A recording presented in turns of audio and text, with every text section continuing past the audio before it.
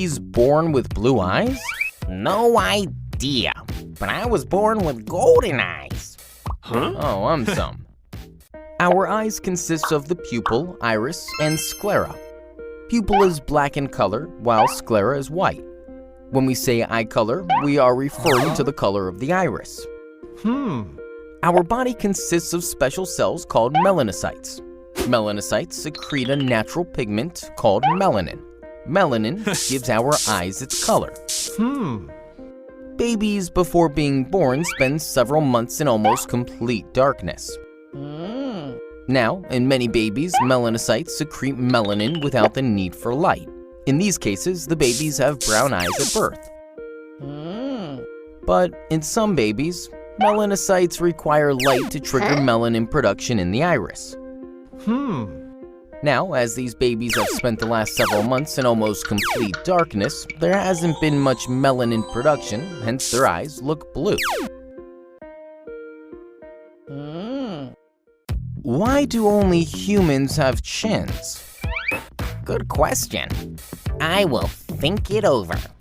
Oh, some. There are a number of hypotheses. Firstly, it is believed that chins exist to help us chew food, as in they help relieve our jaws from the stress that they encounter while chewing food. Secondly, it is believed that chins exist to help us speak, as in our tongues may be putting a lot of stress on our jaws while speaking. Now, the chin may be acting as a reinforcing bone which resists that pressure. Thirdly, it is believed that chins exist to help us attract mates. They may serve a purpose similar to that of a peacock's tail.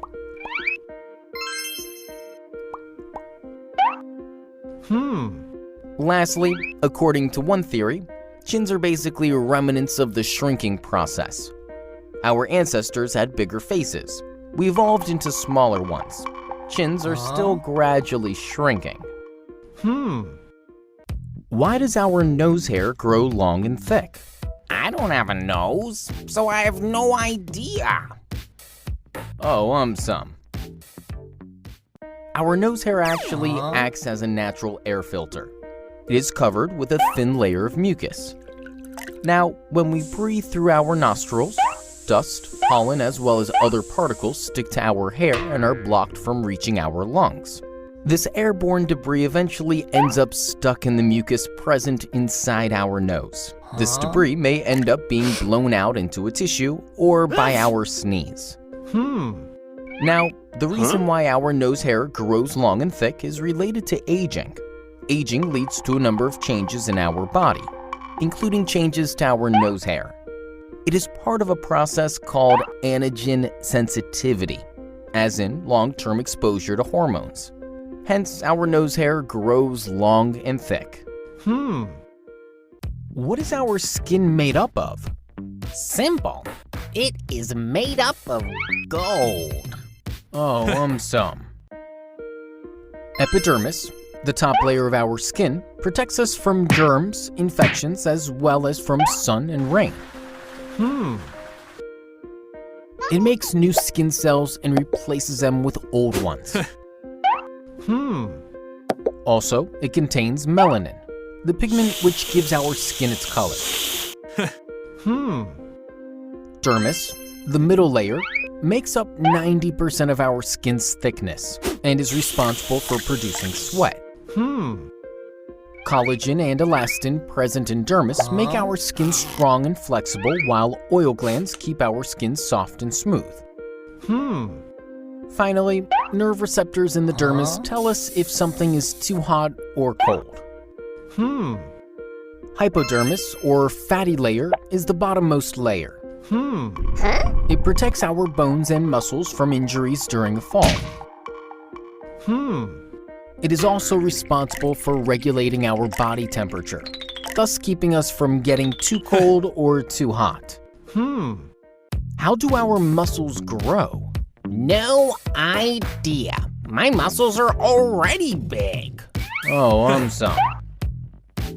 Firstly, for muscle growth, we need to apply stress which is greater than what our muscles are used to.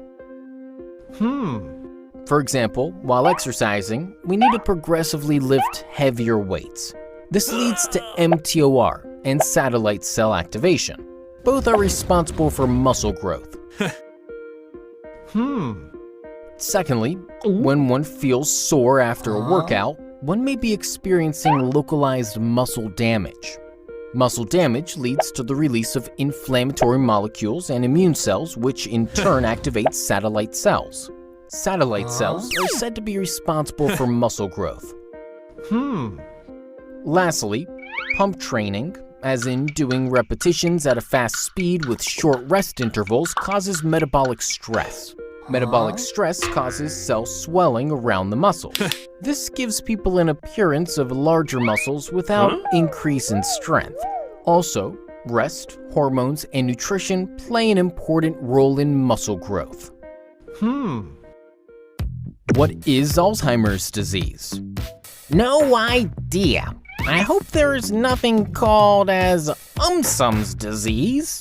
Oh, Alzheimer's is a brain disease that causes problems with memory, thinking, and behavior. The greatest known risk factor for Alzheimer's is increasing age. Majority of people with Alzheimer's are 65 and older. Alzheimer's is a progressive disease. In early stages, memory loss is mild, but with time, people also start losing the ability to carry on a simple conversation. Alzheimer's currently has no cure.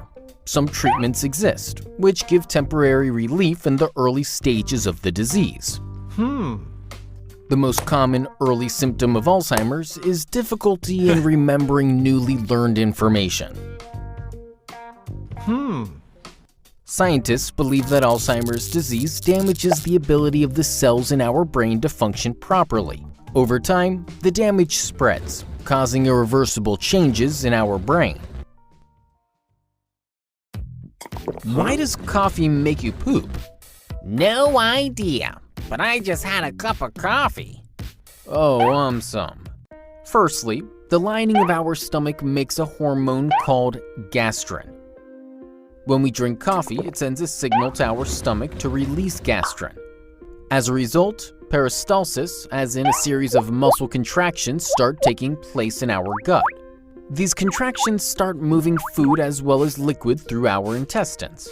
Hence, some people may have to visit a bathroom after drinking coffee. Secondly, when we eat or drink, gastrocolic reflex helps move solids as well as liquids through our intestines, thus helping our body get rid of unwanted things. Now, this gastrocolic reflex is naturally active in the mornings.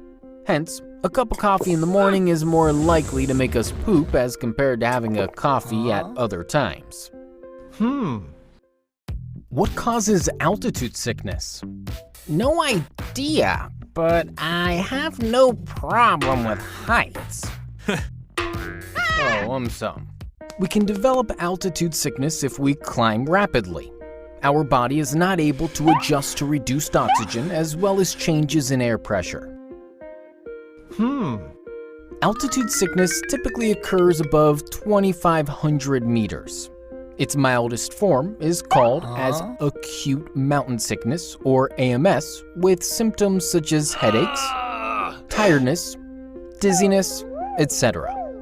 As per a study, AMS occurs in about 20% people after scaling 2,500 meters rapidly, and about 40% people after scaling 3,000 meters rapidly.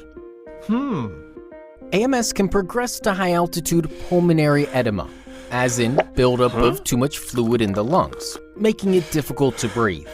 AMS can also progress to high-altitude cerebral edema, as in swelling of the brain. The best way of preventing altitude sickness is to increase elevation by no more than 300 meters per day.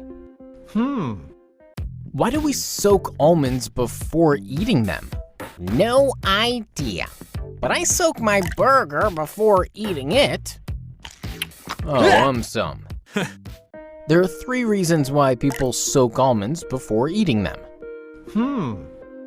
Firstly, almonds have a hard and tough texture, thus making them a little difficult to digest. Now, when we soak almonds, it softens them, thus making it easier for our body to break them down. Secondly, as soaking makes almonds softer, it is easier to chew them into smaller pieces. As a result, more nutrients are released from the almonds. Thus, more nutrients are absorbed by our body. Lastly, soaking affects the taste as well as the texture of the almonds. Raw almonds are hard with a slightly bitter flavor. When they are soaked, they become softer, less bitter, as well as more buttery tasting. Hence, some people soak almonds before eating them. How are butterflies' wings so colorful? No big deal. Even Umsum's hair are colorful. Oh, some.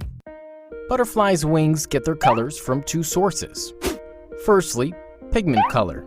This color comes from chemical pigments such as melanin, which absorbs certain wavelengths of light while reflecting others.